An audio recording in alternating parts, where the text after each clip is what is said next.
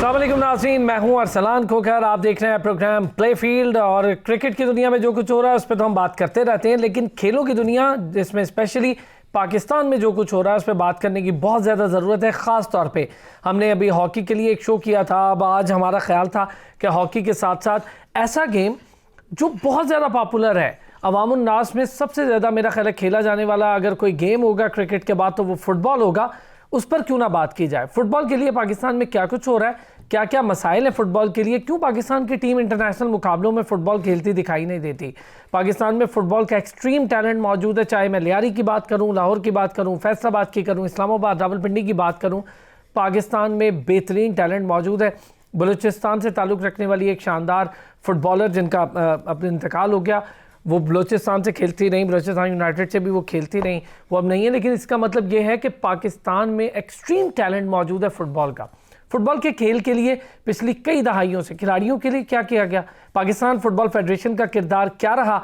अब Pakistan football federation तो ban है, एक नॉर्मलाइजेशन कमेटी अपना काम कर रही है जो कि इस वक्त पाकिस्तान के शहर कराची में एक टूर्नामेंट करा रही है विमेन चैम्पियनशिप के नाम से। इस टूर्नामेंट में 4 गैर मुल्की प्लेयर्स भी खेल रही हैं जिनका ताल्लुक नेपाल से है, प्रोफेशनल प्लेयर। ये एक अच्छी बात है, लेकिन हम अब तक देख रहे हैं कि पाकिस्तान फुटबॉल फेडरेशन कोई काम नहीं कर रही, वो नॉर्मलाइजेशन कमेटी काम कर रही है। तो पाकिस्तान फुटबॉल फेडरेशन कहाँ है, उसका क्या किरदार है, वो कहाँ पर गायब है, और कब उसके इलेक्शन होने हैं। इलेक्शन का जिक्र हम सुनते आ रहे हैं, 18 महीने से ऊपर हो गए। इन तमाम तर चीज़ों पर और बहुत सारी चीज़ें आज इनसाइड बात होगी। इरफान नियाज़ी साहब ने खुसूसी तौर पे हमें ज्वाइन किया। इरफान नियाज़ी साहब पाकिस्तान फुटबॉल फेडरेशन में मुख्तलिफ ओहदों पर रहे, और सबसे अच्छी बात यह है कि पाकिस्तान फुटबॉल टीम के नेशनल मैनेजर, हमारी नेशनल फुटबॉल टीम के मैनेजर भी रहे हैं, और कई दफ़ा इन्होंने इलेक्शन कमिश्नर के फ़राइज़ भी अंजाम दिए, जनरल सेक्रेटरी के तौर पे इस्लामाबाद के लिए भी काम करते रहे। तो पाकिस्तान फुटबॉल फेडरेशन में एक जड़ से काम करते हुए आ रहे हैं और नीचे से ऊपर तक तमाम तर सूरत हाल को जानते हैं। हमारे साथ स्टूडियोज़ में मौजूद हैं, उनके साथ साथ वफा अब्बास सीनियर स्पोर्ट्स जर्नलिस्ट हैं। अक्सर आपने देखा होगा जब मैं क्रिकेट से हटके कोई बात करता हूं तो उसमें वफा भाई हमारे साथ अक्सर हम उन्हें पकड़ लेते हैं, इनका टाइम ले लेते हैं, क्योंकि बहुत ज़्यादा अच्छे मुझे लगती है बात कि हॉकी हो, बॉक्सिंग हो, फुटबॉल हो, तो जो क्रिकेट से हटके गेम्स है उस पर बहुत गहरी नज़र रखते हैं। वफा भाई आपका भी शुक्रिया, इरफान नियाज़ी साहब आपका शुक्रिया। इसके साथ साथ कराची से ख़ास तौर पर हमारे प्राइड, हमारे लिए एक ऑनर की बात, हसन बलोच साहब शानदार साबिक फ़ुटबॉलर, इंटरनेशनल पाकिस्तान के फ़ुटबॉलर हैं। उन्होंने आजकल कोचिंग के फ़राइज़ अंजाम दे रहे हैं, के इलेक्ट्रिक के साथ वाबस्तगी है 94 से अब तक, और फिर पाकिस्तान अंडर 14, अंडर 16, अंडर 13 और नेशनल टीम के असिस्टेंट कोच भी रहे पाकिस्तान के। तो लंबा चौड़ा करियर है बतौर फुटबॉलर भी और बतौर कोच भी। तीनों हज़रात का बहुत शुक्रिया। इरफान साहब, आपसे बात का ज़रा आगाज़ कर लेते हैं। मुझे ये बताएं सर, पहले मैं ज़रा इलेक्शन की बात कर लूँ। मैं इतने सारे इश्यूज़ हैं, मैं सोच रहा हूँ किस किस के कर। एक थोड़ी देर पहले हम कुछ सुन रहे थे, मैं ज़रा उस पर बाद में आता हूँ। सर, इलेक्शन होने थे, फीफा ने जब बैन लगाया 18 मंथ से ज़ायद हो गए, कुछ पता ही नहीं चल रहा, कहीं कुछ सुन ही नहीं रहा था, लोगों के बारे में भी नहीं पता था कौन लोग क्या कर रहे हैं। एक नाम सामने आता है जो बतौर नॉर्मलाइजेशन कमेटी चेयरमैन के तौर पे, फिर वो भी गायब हो जाता है, फिर वो सामने आ जाता है। अब एक टूर्नामेंट हो रहा है, कब होने सर इलेक्शन? ये टूर्नामेंट किस बुनियाद पे हो रहा है? क्या पाकिस्तान फुटबॉल फेडरेशन करा रही है या फीफा के कहने पर हो रहा है? इसकी जो लीगल हैसियत है वो क्या हो सकती है? पहली बात तो मैं ये आपको क्लियर करता चलूँ कि नॉर्मलाइजेशन कमेटी जो है वो फीफा की तरफ से ही लगी। ठीक। और ये जो स्टेक होल्डर्स थे, जिनको आज हम स्टेक होल्डर्स कहते हैं, मुख्तलिफ ग्रुप्स बने हुए हैं, इन्होंने ही उसकी डिमांड की। जब उन्होंने डिमांड की तो फीफा ने एक कमेटी बना दी। कमेटी के बाद इन सब पार्टीज़ ने अपने अपने नाम दिए। नाम देने के बाद उन्होंने एक डिसाइड किया कि ये चेयरमैन नॉर्मलाइजेशन कमेटी होगा और इसके 4 मेंबरान होंगे। जब वो चले तो उन्होंने जो काम करना था, जो उनका मैंडेट दिया गया, उनका काम था इलेक्शन कराना, लेकिन डे टू डे के वर्क को भी साथ उन्होंने चलाना था। अब डे टू डे के वर्क को तो उन्होंने चलाया, साथ टूर्नामेंट्स भी कराए, साथ अपने टूर्स भी किए, लेकिन असल काम की तरफ से उनकी तवज्जो हट गई। बेसिकली जब इलेक्शन का प्रोसेस स्टार्ट होता है तो उसके अंदर एक पूरा हमारा आर्टिकल हैं उसके इलेक्शन के हैं, जिसको दिया जाता है कि एक सिस्टम है कि 15 डेज़ बिफोर बताया जाता है कि आपकी स्क्रूटनी स्टार्ट होगी। स्क्रूटनी के बाद उन क्लब्स के पहले डॉक्यूमेंट स्टार्ट होते हैं, फिर स्क्रूटनाइज़ किया जाता है, उनको मौके पे जाके उसको विज़िट किया जाता है। फिर उसके बाद उनको एक टाइम फ्रेम दिया जाता है कि जी अब यहाँ पे डिस्ट्रिक्ट के कन्वीनियर्स लगेंगे और उसके बाद इलेक्शन होगा। वो एक पूरा टाइम फ्रेम दिया जाता है। लेकिन अब इन कमेटीज़ ने, जो पिछली हमजा साहब की कमेटी थी, उसके अंदर तो उसने कुछ नहीं किया, उसने कोई चीज़ नहीं किया। एक दो जगह पे उन्होंने एक प्रोसेस किया है, लेकिन वो भी एक डमी था कि किसी को नवाजने के लिए वो सारे कुछ किया गया। अब उनको हटाया गया, उन्होंने रिज़ाइन किया, उनके ऊपर काफ़ी सारे एलिगेशंस थे, उनको हटाया गया। उसके बाद फीफा ने नए सिरे से एक नया चेयरमैन लगा दिया। अब जो चेयरमैन साहब हैं उनके ख़िलाफ़ भी काफ़ी सारे प्रॉब्लम्स, लोगों ने शोर शराबा किया हुआ है कि जी वो इलेक्शन कराने नहीं जा रहे, टूर्नामेंट कराने। जैसे अभी आपने मुझे बताया या अपने क्वेश्चन में बताया, पूछा मुझसे कि जी वुमेन का टूर्नामेंट करा रहे हैं। देखें जी, वुमेन का जब टूर्नामेंट होता है, इसमें भी काफ़ी सारे फ्लॉज हैं, कि काफ़ी सारे प्रॉब्लम्स हैं कि ये क्यों गलत हो रहा है। वुमेन की जब टीम्स खेलती थी तो प्रोविंसेस से सबसे पहले बन के आती। जब प्रोविंसेस खेल रहे होते हैं, फिर उसके अंदर कुछ डिपार्टमेंट्स खेल रहे होते हैं, ये तमाम अपने अपने वेन्यूज़ के ऊपर खेल के और ऊपर आके 8 से 12 टीम्स का ऊपर एक जगह पे टूर्नामेंट होता है पूरा, और उसके बाद वहाँ पे नंबर 1, रनर अप और 3rd पोजीशन की जो ना टीम्स निकलती हैं। अब इसके अंदर ये किया गया, किसी के पास भी अगर वुमेन की टीम है तो ले आए। तो ये एक गलत प्रोसेस स्टार्ट किया।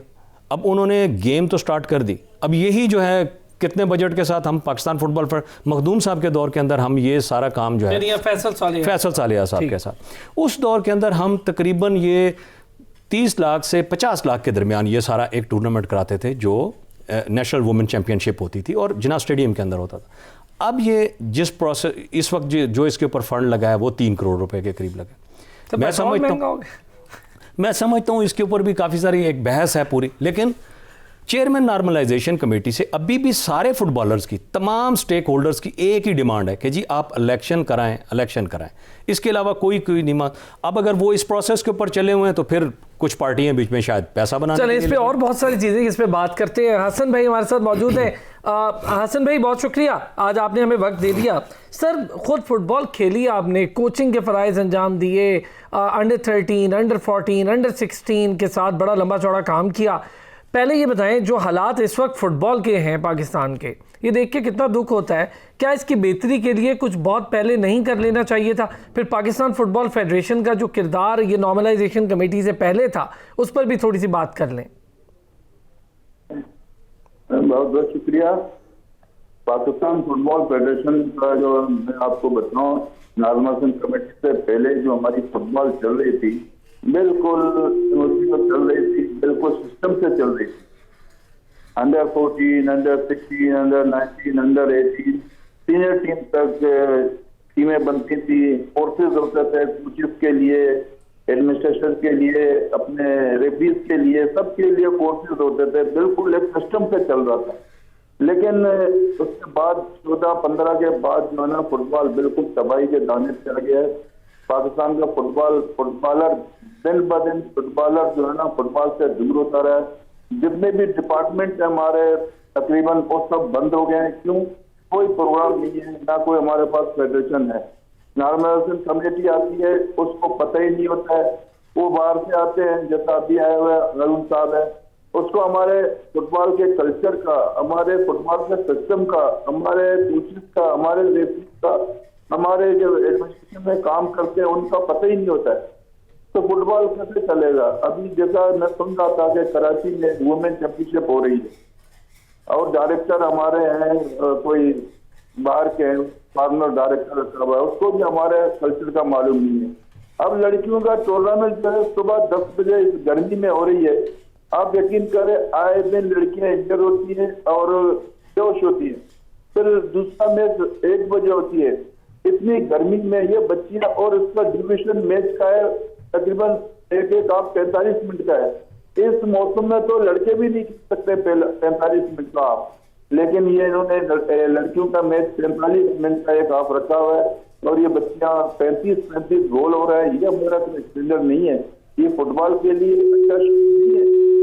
टूर्नामेंट में 35-35 गोल हो रहा है। बिल्कुल ठीक कह रहे हैं हसन भाई, 26 गोल तो मैंने खुद देख लिए थे। हाँ, तो मैं न्यायिक साहब भी यही कह रहा था, नेशनल चैंपियनशिप का मतलब है सूबों को नुमाइंदगी दी जाए, सूबों की टीम बनाई जाए और अच्छे से अच्छे प्लेयरों को मौका दिया जाए। ये तो टीमें बनी है पैसा कमाने के लिए। जितनी भी टीमें बनी है और 1-2 दिन में बनी है, 2.5 लाख 3 लाख रुपया उनको मिल रहा है, किसी को 6 लाख मिल रहा है। लेकिन गोल वही 35 हो रहे हैं, तो इससे फुटबॉल से फायदा नहीं है।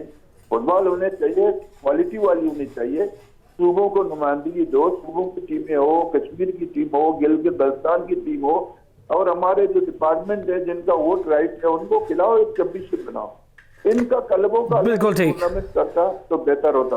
वफा भाई, 2-3 चीज़ें, एक तो नियाजी साहब से और फिर हसन साहब से जो बात हो रही है, आपके सामने बहुत सारी चीज़ें हैं। मुझे बताएं, हम स्टेप बाय स्टेप काम करने की बजाय एक महवर, एक मरकज़ की टीम पे नज़र रख लेते हैं कि बस फुटबॉल फेडरेशन पे काम हो जाए। हम ज़िलाई सतह पे काम नहीं कर पा रहे, हम सूबों की सतह पे काम नहीं कर पा रहे, जिसका ये दोनों हजरात जिक्र कर रहे हैं। ये दोनों हजरात से ज़्यादा कौन जानता होगा फुटबॉल और उसके जितने मामलात हैं, महर्रिकात हैं। हसन भाई, दो तीन चीज़ों का जिसका हसन भाई ने जिक्र किया वफा भाई, एक 35 गोल हो रहे हैं, हम टूर्नामेंट करा रहे हैं, क्या ऐसा टूर्नामेंट का कोई फ़ायदा? फिर जो लोग करवा रहे हैं, क्या बहुत उजलत में हो रहा है? क्या आपको पता ही नहीं है किस टाइम पर करवाना चाहिए? कि सभी शाम की गेम है फुटबॉल, दोपहर में आप उठा के फुटबॉल खिलवा रहे हैं लोगों को, तो यकीनी तौर पर एक तो उनकी फिटनेस, डिहाइड्रेशन, फूड हमें पता है कि क्या कुछ देते होंगे, वो भी हमें पता है, उसके पे भी मैं आगे बात करूँगा। जी अरसलान, देखें, हसन साहब ने बड़ा एक वैलिड और इम्पॉर्टेंट पॉइंट मेरे ख्याल में कि उसको कहना चाहिए कि डेंजरस हद तक वो इम्पॉर्टेंट है कि जो डायरेक्टर्स हैं वहाँ पे निगरान हैं जो आए हुए हैं, वो हमारे होम स्पोर्ट्स या होम ग्राउंड्स जो वहाँ के उस कल्चर से, वहाँ के एनवायरनमेंट से वाकिफ़ नहीं हैं। अभी देखें, अगर वो सुबह 10 बजे कराची के एनवायरनमेंट में बच्चियों को फ़ुटबॉल खिलाना उन्होंने शुरू कर दिया है, उसका क्या नतीजा होगा? वो आज खेलेंगी, वो कल खेल सकेंगी, या वो शायद कल के बाद दोबारा कभी भी ना खेल सकें। जहाँ पे आपने ये बात की है कि ये काम उजलत में हो रहा है, इसकी क्या वजह है, तो मेरी नज़र में हमारा एक पॉलिटिकल सिस्टम है इस रीजन का, और बिलखसूस हमारे पाकिस्तान में ये होता है कि जब भी कोई ऐसा पॉलिटिकल, मतलब इलेक्शन आने वाले हैं, कुछ होने वाला है, तो आपके मोहल्ले की सड़कें बननी शुरू हो जाती हैं। सही बात। वहाँ पे ईंटें आ जाती हैं, सोलिंग आ जाती है। स्पोर्ट्स में अभी वही कल्चर आ चुका है। आप देखें, किसी भी गेम को ले लें, फुटबॉल स्पेशली, अभी न्याजी साहब फर्दर जिस तरह डिस्कस करेंगे, ये पिछले 4-5 दिन बड़े इंपॉर्टेंट रहे हैं फ़ुटबॉल के लिए, और जो अभी आज के इवेंट्स हुए हैं वो ख़ुद आपको डिस्क्लोज़ करेंगे। ये एक प्लानिंग के तहत ये चीज़ें चल रही थी, पोलिटिसाइज़ किया गया, बहुत से लोगों पे एतराज़ हुए, उन्होंने खुद कहा, हारून मलिक के करैक्टर पे भी बहुत एतराज़ हो रहे हैं। उनके अपने एक ये भी एतराज़ उठाया गया कि वो ड्यूल नेशनल हैं। बहरहाल वो एक अलग चीज़ है, उसमें बायलाज हैं या नहीं, लेकिन इस कमेटी में होते हुए, ये सारी निगरानी में होते हुए अभी यकदम ये करने की क्या ज़रूरत थी? ये वही उसका जवाब दे सकते हैं। एक छोटा सा ब्रेक लेता हूँ, बड़ी ज़बरदस्त डिस्कशन भी है और ये इम्पॉर्टेंट बात है पाकिस्तान के जुड़े उन प्लेयर्स की जो फुटबॉल के साथ जुड़े हैं, पाकिस्तान के वो लड़के लड़कियाँ जो फुटबॉल खेलना चाहते हैं, पाकिस्तान में फ़ुटबॉल का फ्यूचर क्या है, प्लेयर्स के लिए क्या अपॉर्चुनिटीज़ हैं, बहुत सारी चीज़ें इस पर बात करते हैं। ब्रेक से वापस आते हैं।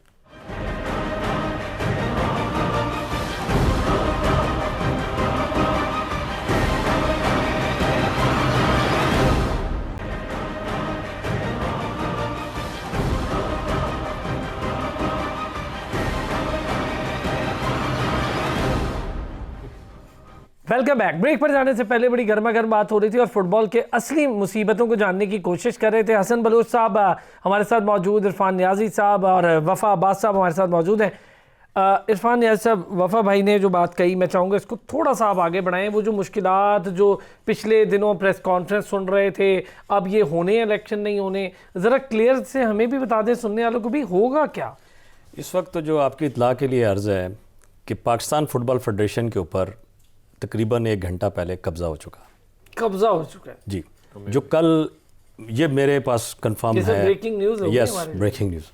और कल जो प्रेस कॉन्फ्रेंस की गई और कल जो एग्जेक्टिव का इजलास उन्होंने बुलाया, और यहाँ पे उसके अंदर जो काफ़ी सारे हमारे दोस्त फुटबॉल के लोग हैं, जिसमें आमिर डोगर साहब भी थे, इशफाक शाह साहब भी थे, और इस्लामाबाद से भी थे लोग थे, तो क्वेटा से भी आए, हर जगह से तकरीबन उन्होंने अपने जो मेंबर्स कोशिश की कि उनको बुलाएं।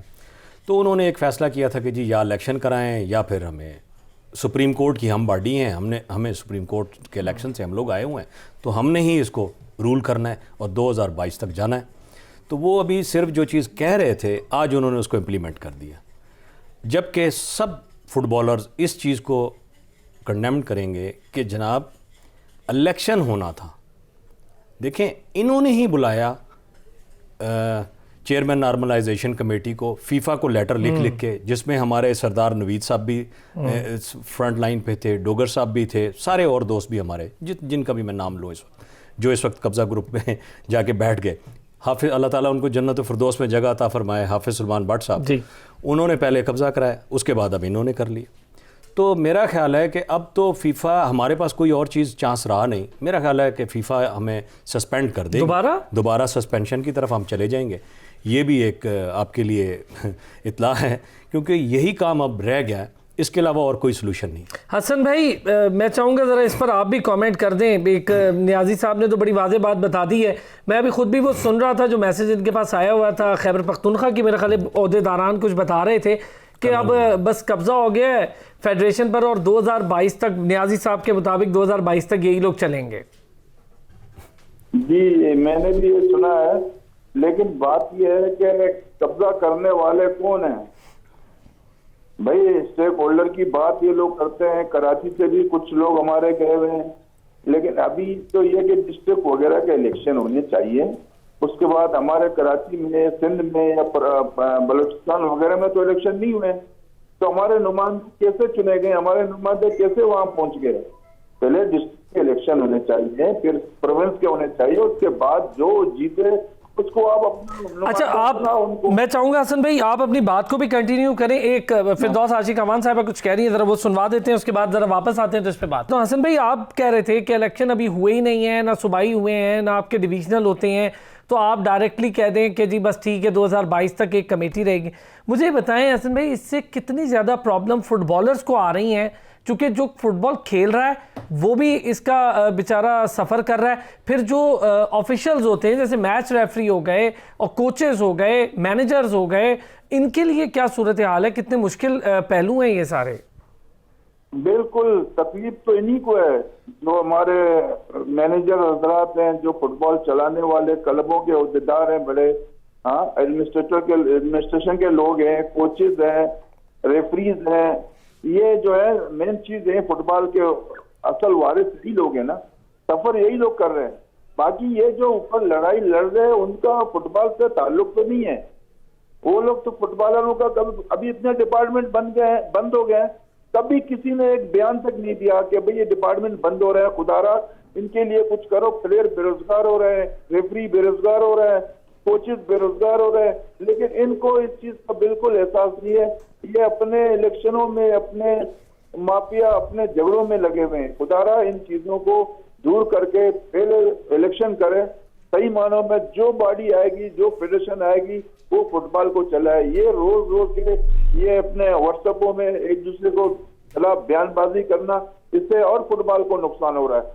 तो मेरी ये गुजारिश है, अभी मैंने आपको एक बात बताना भूल गया कि जो वुमेन फुटबॉल जो चैंपियनशिप हो रही है ना, इसका जो जिस दिन मैनेजर मीटिंग था, आप यकीन करें मुझे शर्म आती है बोलने में कि एक फुटपाथ पे बैठे इन लोगों ने मीटिंग किया है। एक फुटपाथ में, केपीटी स्टेडियम में फुटपाथ में बैठ के, जहाँ मैनेजर के लिए कुर्सियां भी नहीं थी, इतना बड़ा इवेंट कर रहा है, इतने करोड़ों रुपया खर्चा हो रहा है, लेकिन मैनेजर मीटिंग में मैं आपको नहीं थी। हसन भाई, मैं और थोड़ा सा इसमें ऐड कर देता हूँ। आपने जो बात कही है, मैं अपने सुनने वालों को भी बता दूँ, वो ये बता रहे हैं, और न हमारा प्राइड है हसन बलोच जैसे लोग, अब वो कोच हैं, मैनेजर हैं, उनके लिए कह रहे हैं कि कुर्सियां तक नहीं रखी गई जहाँ पे 3-4 करोड़ आप खर्च कर रहे हैं।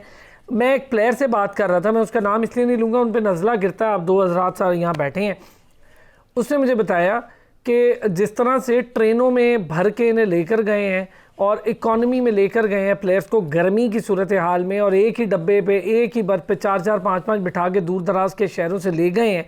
वहाँ जाने के बाद जिन कमरों में इन्हें रखा है, वो ज़रा कमरों की हालत में हसन भाई से खुद जान लूँगा, वो खुद बेहतर बताएंगे। और फिर जो खाना दिया जा रहा है वो कोई ऐसा फूड नहीं दे रहे हैं जो प्लेयर्स के लिए रेकमेंडेड फूड है। ये खुद कहा है मुझे उस प्लेयर ने कि रेकमेंडेड फूड नहीं दिया जा रहा, फूड वो दे रहे हैं जो पक रहा है। जैसे दाल चावल पक गए तो दाल चावल दे दिए। मैं जिक्र कर रहा था कि चावल खाना कितना ख़तरनाक होता है प्लेयर से मैच से पहले, ये तो ये बताएंगे। वफ़ा भाई, ये जो चीज़ कह रहे हैं, मैं चाहूँगा ज़रा इस पर थोड़ा सा आप भी बात करें। मुझे ये बताएं, हम डिपार्टमेंट्स की बात करते हैं, सर क्रिकेट में ख़त्म हुए थे उस पर हम चीखे, लेकिन क्रिकेट ने कमाल किया। पीसीबी की ये कमाल है, मैं हमेशा कहता हूँ, वो अपने खेल को बचाने में सबसे बड़ी बॉडी खुद पीसीबी है।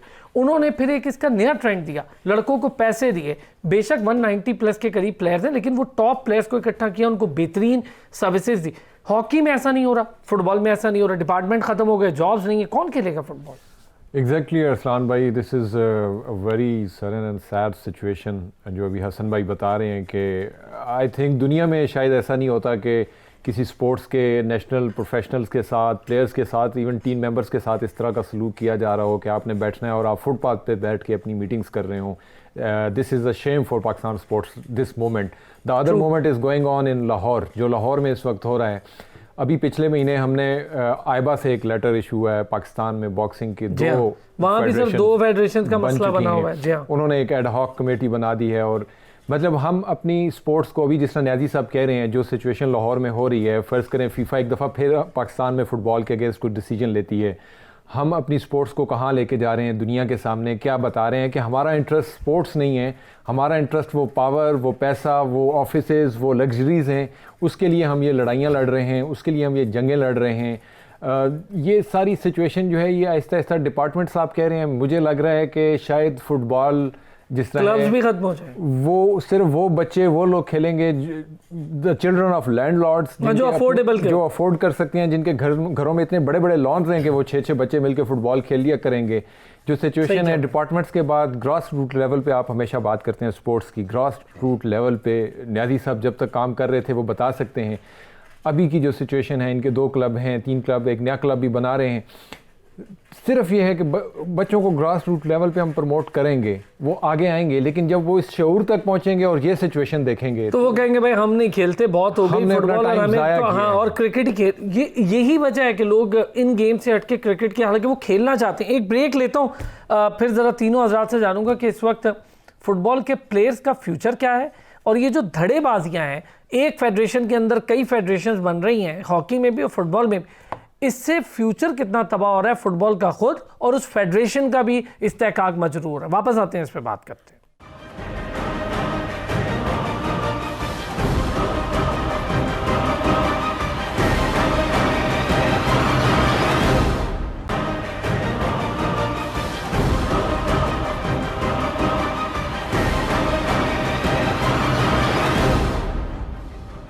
Welcome back. बहुत सारी चीज़ें किस पर बात हो रही थी. इरफान न्याजी साहब, हसन बलूच साहब ने जो बात कही, वफ़ा साहब ने उसको आगे बढ़ाया. मैंने एक चीज़ बताई कि प्लेयर से मेरी बात हुई है, खाने का कोई इंतज़ाम नहीं, तो कोचेस, ऑफिशियल्स, आपके मैनेजर्स, उनके लिए मीटिंग करने के लिए फुटपाथ है, चेयर नहीं. क्या ऐसा टूर्नामेंट, ऐसी चीज़ किसी काबिल है कि हम उससे कुछ निकाल लें? फिर ये जो 35 गोल हो रहे हैं, मैं ये कह रहा हूँ, कहने का मतलब ये है कि मसला ये नहीं कि गोल कितने हो रहे हैं, मसला ये है कि स्टैंडर्ड ऑफ गेम देखें आप क्या है. आप 35 गोल खा लें और दूसरी टीम 19 आपको भी खिला दे. 19 गोल, ऐसा ही हुआ है सर, मेरे पास तो सारे रिकॉर्ड्स पड़े हुए हैं. 19 गोल खिला दे तो आप क्या दे रहे हैं कौम को? क्या उन बच्चों से आप हासिल करेंगे? उन्हें पता भी है डिफेंड क्या होता है, डिफेंसिव पोजीशंस क्या होती हैं, फुल बैक क्या होता है, और आप जो सेंटर फॉरवर्ड होता है वो क्या होता है? क्या मतलब कुछ बताते हैं लोग? शाह साहब, आपने ये जो क्वेश्चन किया ना, ये बड़ा मज़ेदार है. उसकी भी एक वजह है. जब तक आप इसके अंदर तमाम लोग से, कोई भी प्रोवेंस है उसके अंदर इन्वॉल्व नहीं होंगे, कोचेज़ इन्वॉल्व नहीं होंगे, उसके अंदर उनके साथ बाकायदा टीम के रेफरीज इन्वॉल्व नहीं होंगे, उनके मैचेस नहीं होंगे, जब वो लोकल लेवल के ऊपर एक चीज़ बिल्ड करके टीम बनाएंगे तो उसके बाद उसका रिजल्ट डिफरेंट होगा. जब आपने अपने अपने घर से एक एक टीम बना के चल पड़े और जाके खिला दी, ये तो पहली दफ़ा हुआ है. अच्छा, एक और चीज़ मैं चाहूँगा, लोग भी इस पर बात बहुत ज़्यादा, मुझे कुछ दिन पहले कुछ लोग कह रहे थे कि इस पर भी आप बात करें. हम देखते हैं हॉकी और फुटबॉल में अकरबा परवरी एक बड़ा आम सा वर्ड है. अपनी अपनी मर्जी के बच्चे खिलाएं, अपने अपने घरों के जिनके क्लब्स हैं उनके बच्चे खेल लें, और फिर वही बच्चे आगे जाएं और फिर 19 गोल खा के आ जाएं. लेकिन इसके अंदर मैं ये ज़रूर कहूँगा कि कुछ ना कुछ गड़बड़ ज़रूर हो जाती है, 3%, 2%. लेकिन पाकिस्तान के अंदर इस किस्म का काम नहीं है. जितने भी कोचेज़ हैं, जब ये सिलेक्शन होती है, चाहे वो डिस्ट्रिक्ट लेवल के ऊपर हो, प्रोवेंस लेवल के ऊपर हो और पाकिस्तान लेवल के ऊपर हो, फिर उसके बाद उसके अंदर चेंजेस नहीं करते जब तक कि कोई इंजरी ना हो. उसकी भी सिस्टमेटिक है बाकायदा. ऐसे नहीं है कि किसी भी चीज़ को आप चेंज कर दे रहे हैं. सर, डिपार्टमेंट खत्म हुए, इस पर भी इसमें इसके अंदर हमारी, हम सब लोगों की, जितने भी स्टेक होल्डर्स हैं, हम सब लोगों की गलती है. गलती क्या है? गलती क्या, उसके अंदर हम अपने आप को भी शामिल करते हैं. अच्छी चीज़ है. ऐसा नहीं हो सकता कि मैं उसके अंदर शामिल नहीं हूँ. बेसिकली फुटबॉल के साथ हूँ तो मैं उसके अंदर शामिल हूँ, चाहे वो हमारा हसन बलोच है वो भी शामिल है. वजह यह है कि देखें, हम लोगों ने इस तरफ तवज्जो ही नहीं दी. तवज्जो किस, अब डिपार्ट्स तो बन गए, डिपार्ट्स के बाद इसको नए सिस्टम के ऊपर खड़ा करना था, जिस तरीके से आप क्रिकेट में ले आए, या इसको मीडिया के साथ इसको अटैच करना था, या अपना कोई स्ट्रक्चर बनाना था। हमने वो चीज़ की नहीं, और हम अब डिपार्टमेंट्स को पे ही गुस्सा निकाल रहे हैं। डिपार्टमेंट्स ने गलत काम किए, बहुत से डिपार्टमेंट्स बंद हो रहे हैं, लेकिन और बंद होने जा रहे हैं। फेडरेशन होनी चाहिए थी ना, फेडरेशन तो है ही नहीं, बात कैसे करेंगे सर? फेडरेशन तो तब होनी चाहिए थी जब हमने कोई अच्छे काम किए होते। हम लोगों ने किया गलत, देखे ना, हमने खुद AFC को दावत दी और फीफा को दावत दी, और वो आके ऊपर कमेटियां अपने बनवा ली, नॉर्मलाइजेशन कमेटी बनवा ली। अब वो नॉर्मलाइजेशन कमेटी तो उस वक्त तक, जब तक इलेक्शन नहीं होता। मैं चाहूंगा इस पे जरा हसन भाई, आपने बड़ी, हसन बलूच साहब सर सुन रहे हैं, नियाजी साहब ये कह रहे हैं कि अच्छा चलें, मैं हसन साहब से रब्ता करते हैं, उनकी कॉल, मुझे आप अपनी बात कंटिन्यू देखिए, हमारे ऊपर से अब ये तलवार तो उतरने वाली नहीं जब तक इलेक्शन नहीं होगा। या हम सस्पेंशन की तरफ जाएंगे या फिर इलेक्शन की तरफ जाएंगे। अब दोनों में से एक हल पे जाना है। अब देख लीजिए, अगर जिस तरीके से मुझे बताया गया कि जी पाकिस्तान फुटबॉल फेडरेशन के लोगों को अंदर बंद कर लिया गया और उसके ऊपर कब्जा हो गया, तो देखें ये भी तो एक गलत इशू है ना जी, एक गलत काम हो गया ना। अब फीफा के पास हम क्या मैसेज लेके जा रहे हैं, या वो चेयरमैन नॉर्मलाइजेशन कमेटी उसके बारे में क्या लिखेगा? तो इट मीन्स प्रॉब्लम्स। तो हम बैन होने जा रहे हैं, सस्पेंड होने जा रहे हैं। जब हमारी सस्पेंशन हो जाएगी, जो आज इवेंट्स चल रहे हैं वो भी बंद हो जाएंगे। वफा भाई, ये तो बड़ी टेंशन वाली बात दोबारा से शुरू हो गई। जी देखें, मेरा ख्याल है कि आपको नेक्स्ट वीक दोबारा न्याजी साहब के साथ बैठ के जो मुझे लगता है आज जो चीज़ें वहाँ पे हैपनिंग्स हो रही हैं और जो रात तक होंगी, it's not a good condition, कि जो उनकी एग्जीक्यूटिव बॉडी का यहाँ पे इजलास हुआ उसमें उन्होंने एक अपना प्लान दिया और फिर उसमें ये कहा कि हमें 30 जून तक मेरा ख्याल नहीं सब टाइम था जो। अच्छा, मैं हसन भाई मैं चाहूँगा कि ज़रा इस पर बात कर लें। ये जो बात हो रही है कि अगर ये सब कुछ नहीं होता और एक फेडरेशन नहीं आती, दोबारा 2022 तक चला जाता है, क्या होगा? प्लेयर्स का क्या होगा सर, कोचेस का क्या होगा, रेफरीज का क्या होगा? ये देखें, ये कशमकश तो ऑफिशियलों की चल रही है, ये चलती रहेगी जब तक जेन्युइन बॉडी नहीं आएगा, इलेक्शन नहीं होगा, ये तो चलता रहेगा। हर कोई एक दूसरे को जहर करने की कोशिश कर रहा है। बाकी जो पहले बात हुई थी ना फुटबॉल का, ऑफिशियल्स का और कोचेस का, और ये जो मैनेजमेंट जो लोग अभी लड़ रहे हैं ना, आप यकीन करें, कोचेस थे पाकिस्तान फुटबॉल फेडरेशन के पास 27 कोचेस थे जो हर इलाके में, हर शहर में कोचिंग कर रहे थे और टैलेंट आ रहे थे। उसमें मैं खुद भी शामिल था। उसमें प्लेयर कोचेस को सैलरी मिलती थी, प्लेयरों को भी मिलता था।